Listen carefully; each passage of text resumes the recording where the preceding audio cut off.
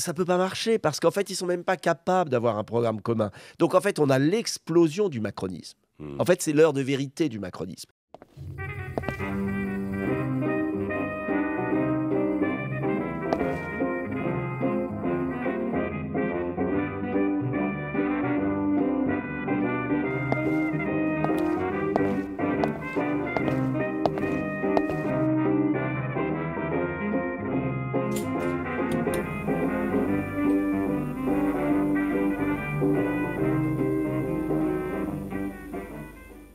Bonjour à tous, chers abonnés d'Omerta, abonnés de notre application et abonnés de la chaîne YouTube. Ravi de vous revoir, de vous recevoir aujourd'hui pour une nouvelle édition du podcast Liberté d'expression. Alors, on a lancé une série de podcasts, vous avez pu les voir. Et en tout cas, on a inauguré celui-là, Liberté d'expression, parce que chez Omerta, on croit justement à l'expression de tout le monde et on reçoit tous ceux qui le veulent. Il n'y a pas d'exclusif chez nous, contrairement à certaines autres chaînes. Voilà, aujourd'hui, je reçois Nicolas Dupont-Aignan. Bonjour. Bonjour Nicolas. Vous êtes président, on ne vous présente pas puisque ça fait au moins 3 ou 4 fois que vous venez chez Omerta. À chaque fois, c'est toujours un plaisir. Président de Debout la France, homme politique majeur et en particulier, c'est là où pour la raison pour laquelle je suis très content de vous avoir aujourd'hui, puisque on est en pleine crise, peut-être le paroxysme des crises du macronisme, parce que on les a accumulées. Et vous qui avez été toujours une personnalité, on va dire, parfois un peu esseulée, mais toujours très vocale et toujours, je me souviens de vos batailles à l'Assemblée nationale où on vous voyait sur votre iPhone, vous allez dans une allée pour expliquer ce qui se passe. Et souvent, vous disiez des choses que les autres ne racontaient pas sur la façon dont notre souveraineté est bradée et sur la façon dont la France est dirigée. Voilà.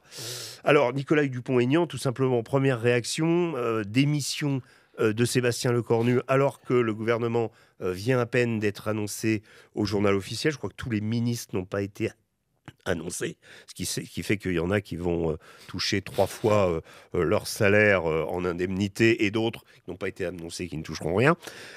Bref, on a appris ça aussi par-dessus toute cette crise. Situation unique. Jusqu'où tout ça va aller ?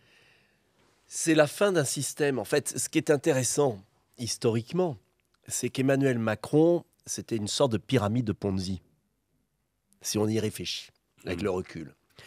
Emmanuel Macron, soutenu par l'oligarchie, a été élu sur un mythe. Je réunis la droite et la gauche.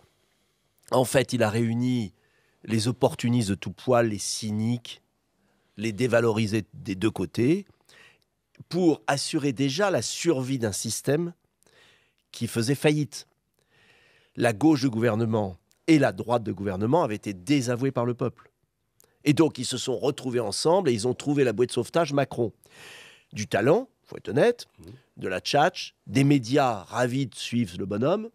Et cette espèce de folie a marché au début. Et puis, en fait, très vite, si vous ajoutez des nuls à des nuls, ça ne fait pas des bons. Et quand je dis ça, moins fait pas plus. Quand je dis ça, c'est pas les personnes que je vise, encore que bon. Mais c'est les politiques qu'ils ont menées. Donc en fait, c'était un syndicat de sauvetage. C'était déjà le radeau de la Méduse. Mais les gens ne s'en sont pas aperçus. Et le système médiatique oligarchique français, la fin de la liberté d'expression, parce que votre émission est tout à fait bien appelée, ont dissimulé tout ça. Et on arrive au bout de ça, c'est-à-dire la quadrature du cercle. C'est-à-dire que les formations qui se sont mises sur le radeau sont même pas capables de s'entendre. Elles sont minoritaires à l'Assemblée, les 4.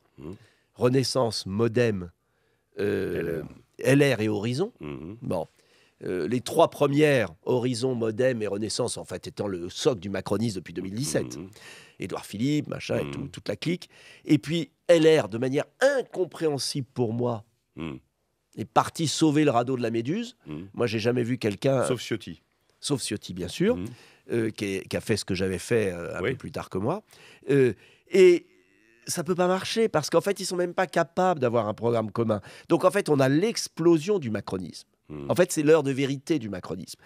Simplement, et c'est très intéressant psychiatriquement parlant, c'est que le président de la République qui est le roi à son royaume, dit « essaye encore ». Mais je ne vois pas comment ils peuvent se mettre d'accord, parce qu'il faut déjà que les 4 se mettent d'accord, mais il faut en plus qu'ils aient l'abstention des socialistes ou du Rassemblement national. Donc c'est impossible. Donc en fait, c'est la fin d'un système. Alors peut-être qu'ils se mettront d'accord, on ne sait pas ce qui va se produire, sur une espèce d'illusion pendant 1 mois, mais il y aura obligatoirement censure. On va revenir à la case départ. Donc quelle est la seule solution? Il n'y en a que 2. Enfin, il n'y en a qu'une. C'est l'arbitrage du peuple. La démocratie, c'est à la fin, il y a une crise, on en sort par l'arbitrage du peuple. Il y a 2 façons de le faire, cet arbitrage du peuple. Il y a le pis-aller, qui est la dissolution. Ce sont des nouvelles élections législatives. Et puis, il y a le vrai arbitrage du peuple, c'est une nouvelle élection présidentielle. Voilà pourquoi moi, je préfère la 2e solution, parce que je pense qu'en ayant des législatives maintenant, on prend les choses à l'envers. C'est-à-dire que, bon, d'abord, on n'est pas sûr qu'il y ait une majorité. Et puis, s'il y en avait une, celui, bon courage au Premier ministre qui irait, avec Macron, 1 an avant la présidentielle, c'est un piège. En fait, c'est un piège. Vous vous rendez compte quand même que vous êtes d'accord avec Édouard Philippe là-dessus, puisque ce matin, il a dit qu'il souhaitait que le président provoque une présidentielle anticipée. Voilà. Donc alors, même quelqu'un qui fait partie du sérail, du socle, ça montre d'ailleurs leur fidélité. Oui, ce sont des gens. Aussi Gabriel Attal qui dit qu'il ne comprend plus le président. C'est extravagant, c'est qu'en fait, ce sont des gens qui ont trahi leur propre parti politique pour rejoindre Macron, et les traites trahissent toujours. C'est très classique. Mais au-delà de ça, le problème, c'est qu'il y a beaucoup de gens qui parlent de démission, mais je suis le seul, pas le seul tout à fait, parce qu'il y a Mélenchon quand même. C'est pas n'importe qui, entre guillemets, politiquement, qui propose la destitution. Pourquoi j'ai écrit à tous les parlementaires pour dire, mais vous parlez de dissolution, vous parlez de démission, mais ça, c'est lui qui va décider. Mais vous avez un article 68 qui permet là de destituer. Pourquoi vous ne l'utilisez pas? Donc c'est un peu des opposants en carton-pâte, tout ça. Parce qu'il est compliqué à mettre en œuvre. Non, c'est parce qu'ils n'ont pas envie. C'est parce qu'il y a le cinéma. Et puis ils se disent, pourvu que ça dure encore jusqu'en 2027, parce qu'on n'est pas prêt. Voilà la réalité. Donc, parce qu'en fait, ils ne comprennent pas, ils n'ont pas compris. Mélenchon, lui, est prêt. Ah bah Mélenchon, oui, je pense qu'il est prêt. Oui, c'est un des seuls qui est prêt, en fait. Et moi, je suis prêt. Moi, je veux une présidentielle. Édouard Philippe est prêt. Parce que pour être prêt, il faut avoir le caractère pour cette fonction, il faut avoir l'expérience, il faut avoir le projet, il faut avoir le candidat. Donc, vous voyez bien que le bloc central n'a pas de candidat, le RN n'en a pas, on n'en a plus, donc c'est très compliqué. Donc, en fait, le problème de fond, c'est qu'au-delà des apparences, le petit système politique qui grenouille se dit pourvu que ça dure jusqu'en 2027, la présidentielle. Et moi, je pense que c'est une tragédie. Parce qu'on a à la tête de l'État quelqu'un qui est dangereux. Je l'ai toujours dit. Et je n'ai jamais changé. J'ai averti mes concitoyens en 2017. J'en ai pris plein la figure. J'ai appelé à voter Marine Le Pen 2 fois. Au 2e tour, après m'être présenté au 1er. J'ai quand même été clair. Mais voilà. Alors, qu'est-ce qui va se passer? Je ne sais pas. Il y a 3 solutions. Soit il rafistole un gouvernement provisoire. Soit il y a une dissolution. Mais si elle est largement perdue par Macron, c'est-à-dire si le bloc central est essoré, bah, il a encore plus de raisons de démissionner. Et puis, la 3e solution, c'est une démission de Macron, elle ne viendra pas. Et la destitution, j'ai beau la réclamer, Mélenchon la réclame. Je doute que ces braves parlementaires la votent pour l'instant. Revenons un moment sur cette... Voilà où on en est. Vous n'êtes pas le seul à dire que Macron ne démissionnera jamais. Oh, j'en sais rien. Enfin, en tout cas, que maintenant, on est quand même dans un exercice aujourd'hui qui montre les limites de la Constitution de la Ve République. C'est-à-dire que cette Constitution qui avait été écrite par Michel Debré pour dégager des majorités larges, permettre l'exercice du pouvoir avec, on va dire, un leadership fort autour du président, est complètement cornaqué. Là, on est dans une... Depuis le 9 juin dernier, on est dans une séquence où rien ne va plus. Oui, mais c'est pas la faute de la Constitution. Oui, mais parce que le président c'est la faute de démissionne l'usage de la Constitution. Oui. Aucune Constitution peut remplacer la vertu, au sens romain du terme, classique du terme. Donc, à partir du moment... la Constitution, tout l'esprit de la Constitution, c'est justement l'arbitrage populaire pour débloquer des situations. Le général de Gaulle l'a expérimenté pour lui-même. Bien sûr. Tel le Christ, il est mort sur la croix. Ouais. Bon, il l'a prouvé. Ouais. Donc, et il est parti. Et il est parti sur un truc qui était quand même... il n'y en a pas un qui serait parti de ses successeurs. Il n'était pas désavoué. Il n'était pas désavoué, il avait posé une question incompréhensible. Bon, donc, il est parti. Mais il l'a fait exprès. À l'esprit en fait, il a montré ce qu'était sa Constitution. Mais les autres, les petits mecs, ils ont pris le pouvoir... Mais ils n'ont jamais pris les responsabilités, en fait, quand vous y réfléchissez. Mais ça, c'est pas... Le problème, c'est que la Constitution, elle dépend des hommes. C'est un habit trop grand pour ceux qui lui ont succédé, c'est tout. Voilà. Bon, mais la Constitution, elle est bonne. Il suffit d'en appeler au peuple. Et il y a deux façons. Il y a la dissolution et il y a l'article 68 de la destitution. Je vois pas au quoi c'est... Alors, j'entends tous les gaullistes en peau de lapin qui disent toute la journée « Oh là là, moi, je veux pas porter atteinte aux institutions, je suis gaulliste ou je respecte les institutions. » Mais le principe même des institutions, c'est l'appel au peuple. Donc, ils n'ont rien compris. En fait, ils se donnent des aspects de respectabilité pour avoir l'air sérieux. Parce que, voilà, ils croient que ça fait sérieux de dire « pas de destitution ». Mais sinon, il n'y aurait pas l'article 68. Le président a trahi. Il pourrait être condamné pour haute trahison 100 fois, Macron. Bon, donc là, d'ailleurs, le haute trahison a été enlevé. Maintenant, c'est manquement au devoir. Quel est le rôle du président? Veiller au respect des institutions. Au bon fonctionnement des institutions. Au bon fonctionnement, je crois qu'il y a marqué. Est-ce que respecter la souveraineté du peuple qu'il exerce par la voix de ses représentants ou du référendum? Jamais de référendum. La dissolution, bras d'honneur après la dissolution. 2 gouvernements censurés, bras d'honneur au Parlement. Non, mais je veux dire, qu'est-ce qu'il leur faut pour...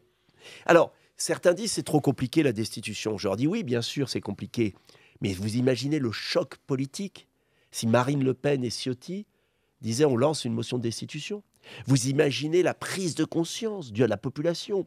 Vous imaginez l'attitude des médias serviles qui servent la soupe depuis 8 ans à cet homme. Vous imaginez le retentissement international. Donc, je ne dis pas que ça aboutirait, mais ça induirait un rapport de force. Or, la politique, c'est un rapport de force à un moment. En fait, Macron est assez malin parce qu'il utilise le besoin de respectabilité des oppositions parce qu'elles n'ont pas confiance en elles. Vous voyez ? Elles ont toujours peur de ce que va penser la pensée unique de France Inter ou de France Télévisions. Donc, on n'y arrivera jamais. Donc, voilà. Donc là, ça va vivoter. Alors, admettons, dissolution. Bardella, Premier ministre. Bah, bon courage, bonne chance. Qu'est-ce qu'on va pouvoir faire? Moi, je serais ravi. Mais qu'est-ce qu'on fait concrètement? Avec l'Union européenne, avec le Conseil Constit donc, si c'est pour faire des ronds dans l'eau et finir essoré au bout d'un an, dangereux. Comment vous jugez l'attitude du président Bon, parler de quelqu'un qui s'accroche au pouvoir désespérément, mais il a quand même un rôle assez significatif et un rôle en pointe sur des dossiers internationaux majeurs, tant la reconnaissance de la Palestine que la guerre en Ukraine, où il est parmi les plus faucons, on va dire, tout en ayant à domicile un champ de ruines. Comment est-ce que vous jugez cet aspect C'est terrible pour la France parce qu'on est complètement décrédibilisé dans le monde. Les autres le savent. Mais bien évidemment, c'est terrible, mais c'est terrifiant. Pour le pays, ça fait une peine immense. Mais attention, moi je pense que Macron a un objectif. Sincère presque. Presque sincère. Pour rester au pouvoir? Non, c'est pire que ça. C'est de fondre la France, la faire disparaître dans une Union européenne fédérale. Et si vous regardez son parcours et la manière dont il agit systématiquement, je pense qu'il pense, il faudra lui demander, mais moi je pense qu'il va faire l'Europe par la guerre et par la faillite. C'est un moment hamiltonien, si vous regardez les États-Unis, comment sont construits les États-Unis, c'est par la dette, des États du Sud, etc., et par la guerre. Et je pense qu'en fait, Macron, dans sa tête, un peu dangereux, pour ne pas employer un mot plus sévère, se dit qu'il a une mission, et que cette mission, c'est en fait de faire disparaître le pays et de l'achever. Et c'est pourquoi la dette ne le gêne pas. Parce qu'il sait très bien, il n'est pas idiot, il ne faut pas le sous-estimer, il sait très bien que la dette met fin à la souveraineté de la France. Il sait très bien que le partage de notre dissuasion nucléaire, vers lequel il va, qu'il a déjà annoncé, de fait, c'est la fin de la France. Vous en dire plus en 2026, oui, non, mais nous a-t-il dit. Mais ça y est, c'est fait. Il l'a dit. Bon, il a dit qu'il étendait le parapluie. C'est quoi? C'est pas le partage? Bon. Donc, sa surenchère guerrière, sa rupture de la grande alliance franco-russe qui était structurante pour le continent européen, tout ça montre bien que cet homme est en train de détruire notre pays. Et il le détruit dans une espèce de fantasme mythique auquel je pense qu'il croit. Ou il fait semblant d'y croire, mais je pense qu'il y croit parce que tout homme a besoin de justifier ses pires actions par des croyances. Donc pour vous, c'est le résultat, l'aboutissement d'une politique voulue, clairement décidée dans sa tête à lui en tout cas, si ce n'est exprimée, on va dire, ou masquée derrière le « en même temps » et toutes ces formules creuses. Oui. Ou est-ce que ce seraient les circonstances qui font que le désamour d'Emmanuel Macron fait qu'il a envie d'emmerder les Français, j'en sais comme il rien. a utilisé la terme. Non, mais j'en sais rien, je ne suis pas dans sa tête. Mais moi, je regarde les faits. Les faits. Et les faits, c'est que vous regardez, c'est que la France est avalée par l'Union européenne, c'est qu'il accepte l'extension des compétences hors traité de Van der Leyen, c'est que sur tous les arbitrages, sur tous les dossiers, consigne est donnée au ministère et aux ministres de s'écraser à Bruxelles. J'ai encore eu des informations par des ministres, pas des ministres, mais des ministères, pour être précis, qui m'expliquaient de sidérer que face, par exemple, à un problème énergétique, un arbitrage à Bruxelles profondément contraire à l'intérêt de la France, consigne est venue de l'Élysée de céder. Parce qu'il faut être européen. Et donc, nos intérêts sont abîmés. Et c'est d'ailleurs fou, parce que le prix de l'électricité en France, j'ai un procès de l'inénarrable rigolo, monsieur le maire, qui me fait un procès en diffamation parce que j'ai dit que c'était de la haute trahison. Mais je maintiens, je persiste et je signe. Quand l'Espagne et le Portugal... Vous avez eu du bol, il a failli devenir ministre des Armées, il aurait pu vous faire arrêter. Mais non, mais c'est quand même fascinant cet exemple.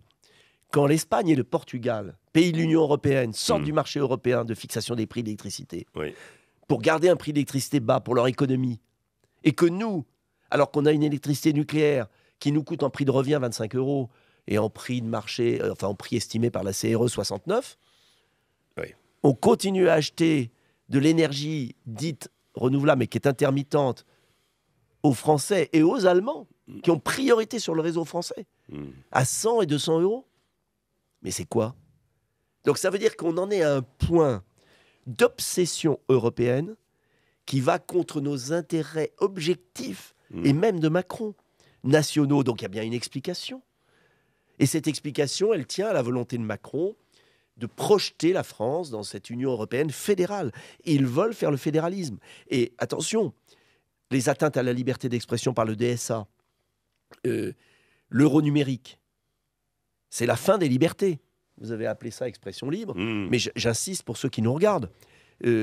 C'est la fin des libertés. C'est-à-dire l'euro numérique, c'est la fin de toute indépendance nationale, de toute indépendance des banques, de toute indépendance des individus, par un système verrouillé au niveau de l'Union européenne. L'identité numérique européenne, c'est la fin de la gestion de l'état civil par l'État français. Bon, on le voit déjà au niveau de l'immigration avec la CEDH. Oui, mais là, c'est... Oui, non, mais ça n'a rien à voir. Non, mais ça n'a rien à voir. C'est-à-dire, le ministère de l'Intérieur, les mairies, les préfectures perdront la maîtrise des délivrances d'actes d'état civil en France. Je ne sais pas si vous réalisez ce que ça veut dire. Les banques françaises... Ça, vous pensez qu'on en est proche? Mais c'est demain. C'est demain. 2025, 2026, 2028, 2030. C'est-à-dire que la grande différence que je ne cesse d'expliquer, c'est pourquoi j'ai changé d'avis sur l'Union européenne. J'ai longtemps pensé qu'il fallait rétablir la souveraineté de la France en négociant. Mais la grande différence qu'a changé, et j'ai eu cette ouverture pendant la crise du Covid, cette révélation, si je puis dire, quand j'ai regardé tout de manière précise, c'est que la grande différence, c'est que nous, souverainistes, de Philippe Séguin, Jean-Pierre Chevènement, Pasqua, Villiers, on s'est battus toute notre vie contre ce super État qui voulait faire disparaître la nation française. Mais là, la grande différence, c'est que le super-État, il veut s'attaquer directement à la liberté des individus, On est passé à un autre qu'ils niveau. soient français, allemands, etc. Et ça se fait par un système comme une araignée, vous voyez. Et comme les gens n'ont pas le temps, et alors les personnalités politiques, il n'y en a pas un qui a lu une directive de sa vie, je suis le seul peut-être, avec peut-être d'autres, Florian Philippot et Asselineau, il faut être honnête, qui sont les seuls à ouvrir le dossier. Quand je regarde les directives, quand je regarde ce qui est en train d'être mis en œuvre, mais c'est complètement fou. Et on arrive à un système totalitaire, digne du communisme, digne du système chinois.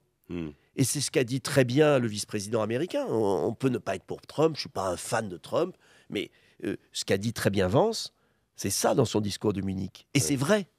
C'est vrai. Et ça, en France, personne ne le dit. Mais personne. On est très peu à le dire.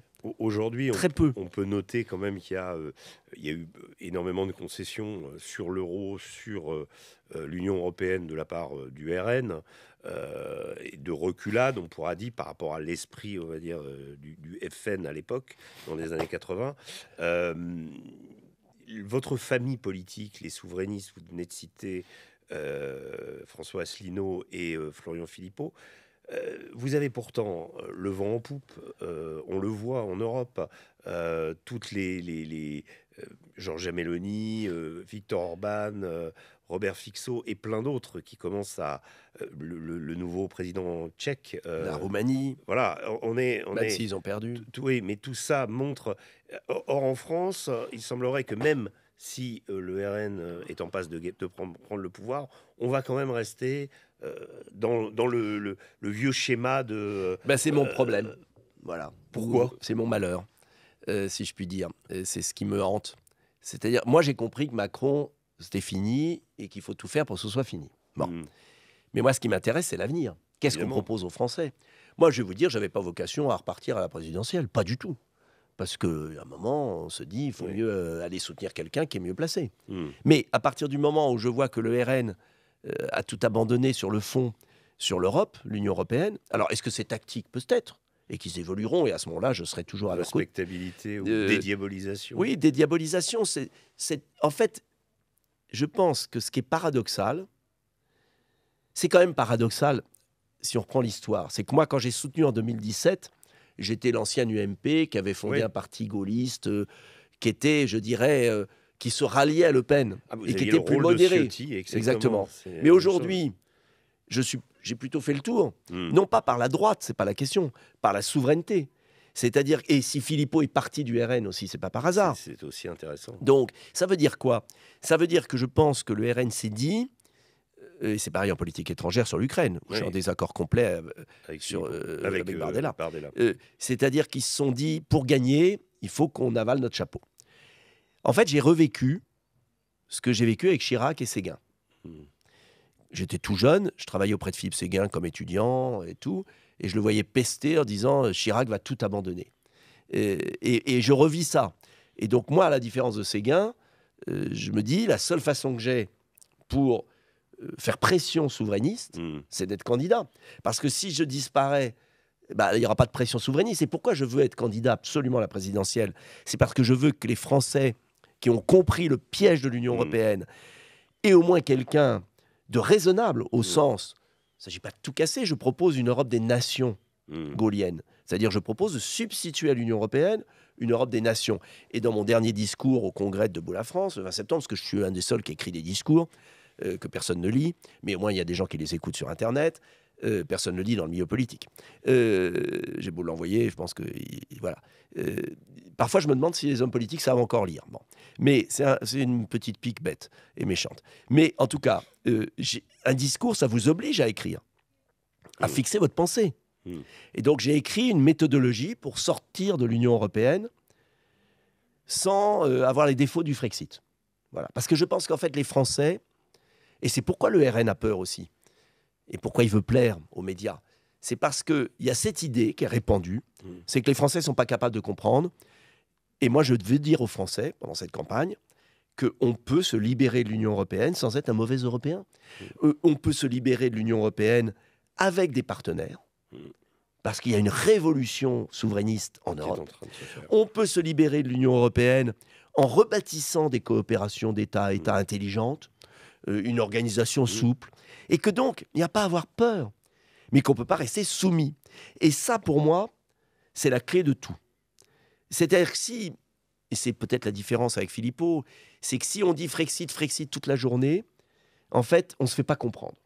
Donc, je crois que tout l'enjeu des prochains mois, des prochaines années, c'est d'expliquer aux Français que s'ils restent dans cette organisation, ils sont morts. Morts, mais des esclaves. Et des esclaves appauvris en plus. Mais là, je crois que je lisais une statistique comme quoi, en termes de richesse par habitant, on était descendu au 10e rang en Europe. Oui, mais on va continuer. Et qu'on était classé aujourd'hui dans les pays du Sud. Oui, mais ça va être C'est pire que tout. terrifiant quand Parce on y que, réfléchit. si vous voulez, on fait partie du continent dans le monde qui se suicide. Et dans ce continent, on fait partie des plus faibles. Hmm. Donc, si vous voulez, vous êtes dans un ascenseur qui descend et en plus, vous descendez encore plus En vite. dessous, ouais. Donc, c'est terrifiant. Mais ça veut dire quoi? Ça veut dire que il faut, je crois, le problème des souverainistes aujourd'hui, vous revenez aux souverainistes, c'est que face à un RN qui fait preuve de prudence, et moi, je n'insulte pas l'avenir, si je peux faire pression pour qu'il y ait plus de souverainisme, j'en serais ravi. Mais, et je préfère 1000 fois le RN aux autres, à gauche ou au centre. Mais en revanche, ça ne suffira pas. Parce que si on n'a pas une méthodologie à présenter aux Français en disant on va vous libérer de l'Union européenne, on va faire de vous des citoyens libres dans un pays libre qui va retrouver sa prospérité, sa politique étrangère, sa politique de défense, et on va vous dire comment on va le faire en 10 ans, parce qu'il faut 10 ans, eh bien, je pense qu'on est capable de le faire. On a tout pour le faire. Mais c'est un énorme travail parce qu'on est face à un système médiatique qui, dès que vous émettez la moindre critique sur l'Union européenne, vous êtes un dangereux souverainiste. Et dès que vous dites qu'il faut faire la paix en Ukraine, vous êtes un agent russe. Bon, et vous en savez quelque chose, si je peux me permettre. Donc, non. Donc, je veux dire que... voilà. Donc, comment on s'exprime? Bah, moi, j'ai compris. Je m'exprime par les réseaux sociaux. Je fais entre 5 et 9 millions de vues par semaine. Je survis dans les sondages. Un dernier sondage à 4,5 pour quelqu'un qui n'est jamais invité. Vous avez une bonne implantation aussi en province. Oui, on est implanté. Et je pense que les Français vont attendre, à un moment, une issue vraie sur des réalités. Alors, est-ce qu'on peut encore avoir une politique vraie dans ce pays? Moi, je le crois, parce qu'à la fois, quand vous regardez la télévision, vous avez besoin de couper ou de jeter le poste par la fenêtre, ce que font beaucoup de Français, d'ailleurs. Mais quand vous regardez l'émulation intellectuelle qu'il y a dans le pays, quand vous regardez la qualité intellectuelle des Français, quand vous regardez, quel que soit le milieu social, quand vous voyez les scores en millions de vues que vous faites, que je fais, que d'autres font... Les chaînes YouTube. Mais c'est fabuleux. Ouais. Donc, il se passe quelque chose. Et donc, moi, je veux dire à ceux qui nous écoutent, gardez confiance. Il va y avoir des soubresauts. Ça va durer entre 2 et 15 ans. J'espère qu'on sera vivant pour sauver les choses. Mais c'est long. À l'échelle de l'histoire, un déclin, c'est long. À l'échelle politique, c'est casse-pied. Quand vous le vivez. Moi, j'ai commencé ma vie politique avec que des gens qui abandonnaient tout. Et j'ai suivi les quelques-uns qui essayaient de résister et qui se sont fait balayer. Donc ça paraît long, 30 ans. Et je suis en train d'écrire un livre et je raconte comment ils ont trahi la France. Mais trahi, moi j'appelle ça trahir. Mais à l'échelle de l'histoire, si vous regardez l'histoire de France, l'affaire de Jeanne d'Arc, Richelieu, les autres, les mauvais moments des monarchies, la Révolution, la stabilisation de la Troisième République, 30 ans, c'est une génération foutue de dirigeants. Mais il faut... Et puis il y a des jeunes formidables qui vont reprendre le flambeau. Donc il faut qu'on garde une espérance. Parce que le danger des souverainistes aussi, je finis là-dessus, c'est quand même une espèce de pessimisme, de noirceur désespérante. Et je ne crois pas qu'on redressera la France en étant tous désespérés. La France a plein de qualités, a plein d'atouts, est aimée dans le monde. Il faut parler au monde, il faut penser le monde. Donc il y a plein de trucs à faire. Nicolas Dupont-Aignan, merci beaucoup pour cet entretien, cette analyse de cette actualité dans cette période troublée avec cette crise politique qui s'est ouverte lundi dernier avec la démission de Sébastien Lecornu. Merci d'être venu chez Omerta, et à la prochaine. On ne sera pas sans vous rappeler et sans avoir votre expertise. Merci à vous qui nous avez écoutés. J'espère que cette émission vous a plu et que vous reviendrez la prochaine fois toujours plus nombreux pour écouter ce podcast Expression libre. Et d'ici là, portez-vous bien, et je vous souhaite une excellente journée. À très bientôt.